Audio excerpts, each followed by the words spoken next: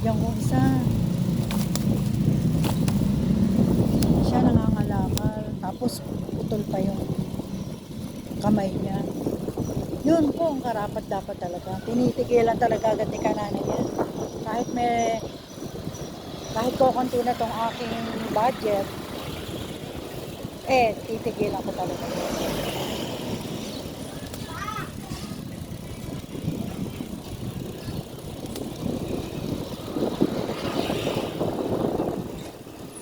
So, saan tayo ngayon?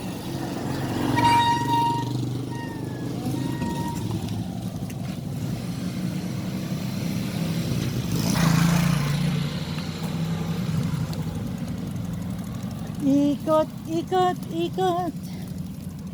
Ikot, ikot, ikot. Mamimigay si Kananay ng grocery. So po, naghahanap po ako nung yung karapat dapat po, hindi po mamaya. So, dito po si Kananay ngayon sa bahay sa tingin ko ay hirap din. So, ako na po pupunta sa kanya kasi nadadaanan ko siya. Tuwing nadadaanan ko siya, napupunta naman po sa iba. So, sinadya ko talaga to si Kuya. So, papasok na po ako. Ayan. Ayan po si Kuya. Oh. Ayan, yan. Ayan. Sinadya ko na po siya kasi nga, pag umiikot ako, wala na. So, para sa kanya tong grocery ibibigay ko sa kanya. Ngayon. Hello Kuya, kamusta na? Nagre-recover pa ako, pero marami ako kasi. Naoperahan kayo sa mata? Pero nakakita pa kayo? Oo. Katarata yan. Yun ang bahay nila. Oh. Hindi, sinadya ko kayo kasi nga, pag dumadaan ako, wala na akong dala, naipamigay ko na. So sinadya ko talaga kayo, nadadaanan ko kayo, na nahihirapan kayo maglakad. Ano po ang diferensya nyo? Bakit parang mabagal na kayo maglakad? Ano po ma'am, na sobrahan ako ng antibiotic. Antibiotic. Ang antibiotic, dapat may prescription ng doktor. Huwag kayong iinom ng wala. May prescription nga po ng as of 2016 ma'am. Naanuan ko na sa x-ray na may tama ko sa baga.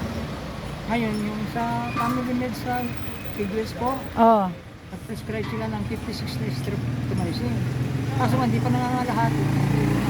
Nahilo na kayo. Hindi na kaya kasi malakas siguro yung malakas yung antibiotic na binigay sa inyo. Noong 2019, ayun, sabi dito sa Rodriguez Hospital po, peklat lang.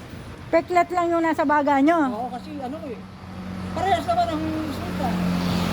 Kaya kasalanan ako nung nakaayos sa akin, nung sa Rodriguez Hospital. Ano ang pangalan nyo? Nathaniel Agbayani po. Nathaniel Agbayani. Ilang taon na kayo?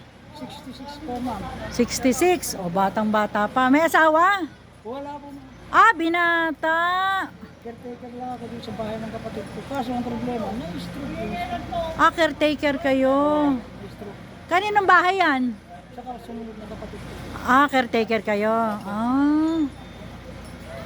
Sino po sila ma'am?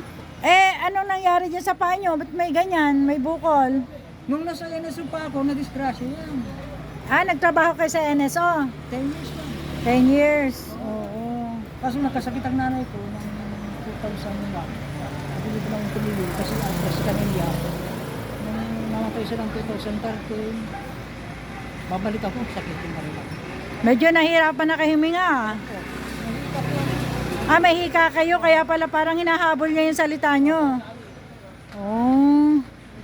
Si Kuya, ang dami niyong karamdaman, Kuya. Arthritis pa. May arthritis pa. Ba't ang arthritis nyo? Lumobo na, Dala nga ako nung mahirapan na yung mga ugat na na-damage yung mga ugat. Na-damage na. So, wala kayong trabaho ngayon? Wala po nga. Hindi, paikot-ikot ka, nakikita kita, naglalakad-lakad dito. Mahina na, mabagal. Mabagal, nag-exercise lang. Nag-exercise lang kayo. So, meron pong dala rito si Kananay. Ito po, groceries. Sandali lang po kasi yung tubig ko nakakaon. Sige po. Sige po. Yan po, ang kabahayan ni Kuya. Caretaker siya dito. Ayan. Yan, karapat dapat po talaga siyang bigyan. Marami palang sakit si Kuya Nathaniel. O, ayan. So, bibigyan natin siya ng groceries.